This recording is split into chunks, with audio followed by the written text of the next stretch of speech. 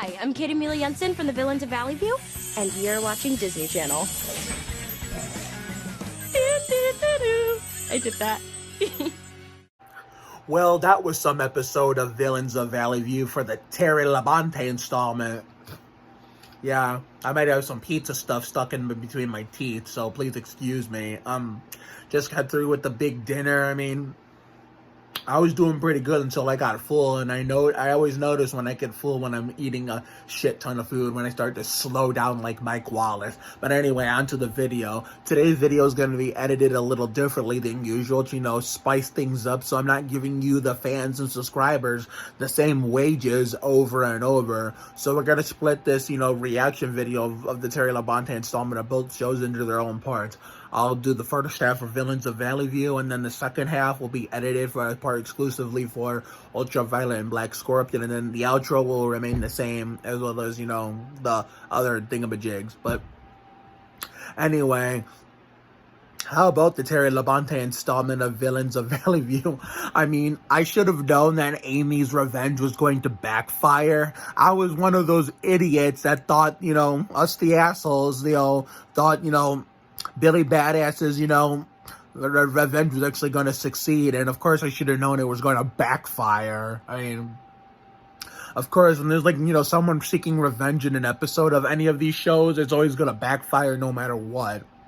I mean, anytime it succeeds, it's just luck of the draw. And tonight, sadly, wasn't one of them. And, in general, that very rarely happens with a revenge and this is successful.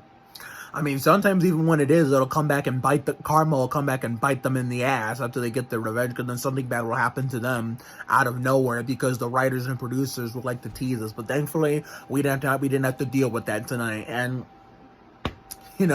Colby, as much as of a beating he always takes in these episodes, even when he's taking a beating, he always finds a way to still be slick like it's nothing. So, one tough customer like the Intimidator, Ralph Dale Earnhardt Sr., so more pizza stuff in my mouth. Sorry guys, but anyway, now that the GOAT Isabella Pappas finally hopefully has unpacked her stuff and getting back to London safely, and hopefully has gotten over jet lag, I'm ready for that video call any time now, just so we can actually meet each other face to face. But yeah, but Starling, of course, Starling won, but that's because Starling won doesn't necessarily mean Havoc lost. I mean, nobody knows that yet. A key word yet, because I know their secret's going to be eventually spilled out. It's only a matter of time. I mean, if it took Livin' La Vida Lab Rats 3 seasons to let Adam, Chase, and Mrs. Oliveris' secrets, be known to the whole rest of the world outside of Principal Perry, then I'm pretty sure it's the same can be said about, Chris and Brian's little, spin-off of, related spin-off, Villains of Valley View. We just don't know how long it's going to take. It took Lab Rats 3 seasons to reveal, Adam, Mrs.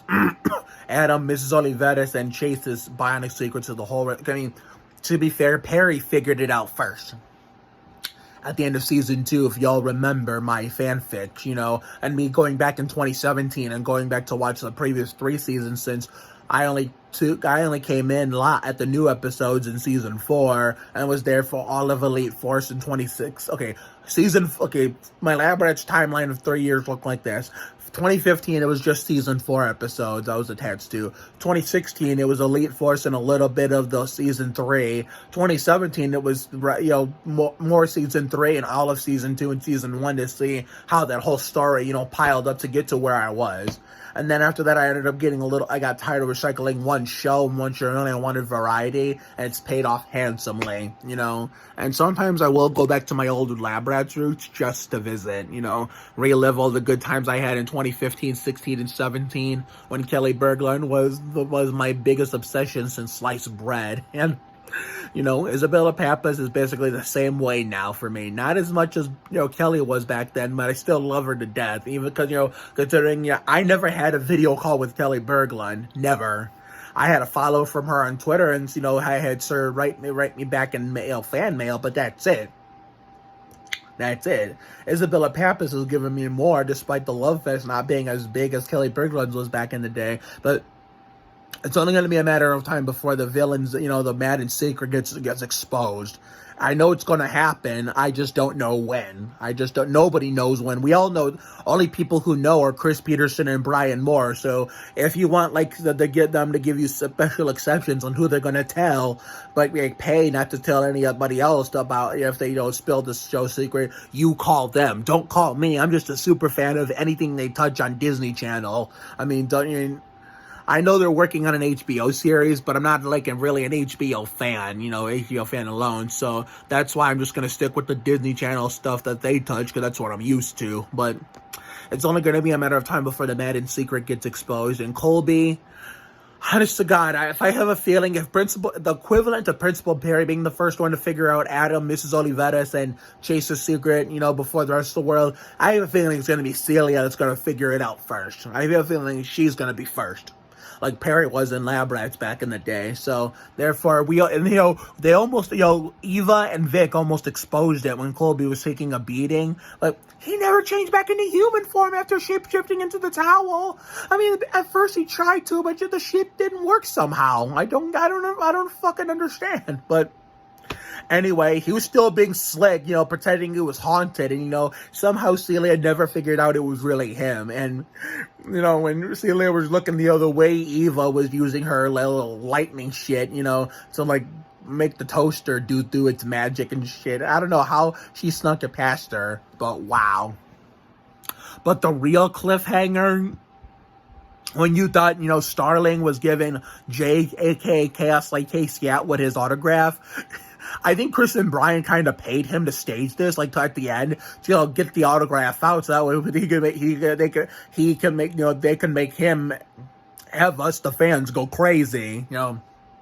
He gets the poster out, reads the autograph, but instead of signing her name, she writes, "I know who you are." Oh shit! So if you think Celia's probably gonna figure it out first, I think we're gonna be wrong on this. I think Starling, considering she's part of Mariah Wilson is part of the major cast of actors in the show, I think Starling might be the first to figure it out. We've seen crazier things happen in Livin' La Vida Lab Rats, so we'll see. But wow, I'm glad Hartley made Amy do the right thing, where maybe Havoc will never grow and change as a person, but Amy can. So wow, so that does it for the Terry Labonte installment of Villains of Valley View. Now we talk about Ultraviolet and Black Scorpion. Please stand by, your mics are hot. Hi, I'm Zaya Ankrum from Ultraviolet and Black Scorpion. And you're watching Disney Channel. Magic. Alright, now we talk about the Terry Labonte installment of Livin' La Vida Ultra, as in Ultraviolet and Black Scorpion. And the reason why I edited it this way today, because unfortunately there was no, close enough clips, I could use snippets from tonight's episodes, or something that, getting close to the snippets of tonight's episodes, like I did I did the previous couple. So with Disney Channel Magic Wand IDs is best I could do. But anyway, let's talk about the Terry Labonte installment of Ultraviolet and Black Scorpion to wrap this all up before we go into tomorrow's YouTube video. So I thought Tiago had a magical mask too. I was in the same boat as Violet. I thought, Tiago was hiding something, but it turns out it was just a souvenir from the Lucha Libre stuff from when we did the Booty Barker action from The Price is Right. Wasn't that the wait. Did we have the... Yeah, we had the Mike Skinner installment last week. I think... whatever episode, whether it was Dale Sr. or Austin Dillon or Mike Skinner, it had the Booty Barker stuff. So something that Tiago was hiding from us because he was too busy, pimping it up with, Julita, Olivia Ryback, and the Juliet problem and shit with the arm crack. But we're saving that conversation for some other time, but... Anyway, so I'm glad Scarlett was looking out for her brother in some way. And, Uncle Cruz de la Vega, a.k.a. Black Scorpion, was trying to warn her, like Ward Burton, about all this stuff that, when to be prepared for when the real dangerous bad guys come. This is why he was trying to protect her this whole time, which is why he was training her so hard. That crazy green guy, he looked like he was like, Black Scorpion said, maybe he wasn't a bad guy, he was just annoying. He just seemed a little off to me too. But it turns out he was helping them at the end despite breaking Violet after they defeated those Ruthos that had a greater evil than him. You know what I'm saying?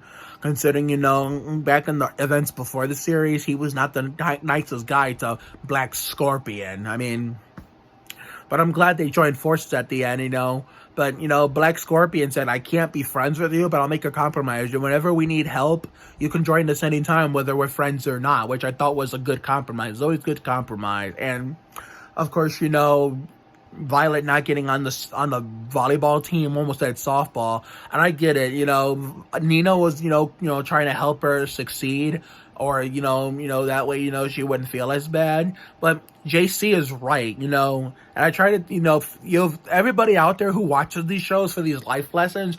For the youngins like me, you gotta educate. Why don't you try to tell this to your parents or grandparents, who worry about you too much? I mean, it's fine to worry, but sometimes they worry too much, and that's the case for me. My grandparents, I get it, they worry, but it seems like since I've gotten older, they worry too much, and this is what JC was talking about. I know the shows may not be real, but the life lessons are. JC's, Juan Carlos, I call him JC for short. JC told Nina, I get it, you don't want to let go and you worried about her, but sometimes you need, now that she's older, I mean, for sure, 13 still relatively little, but at the same time, you're not little anymore if you're 13 in real life.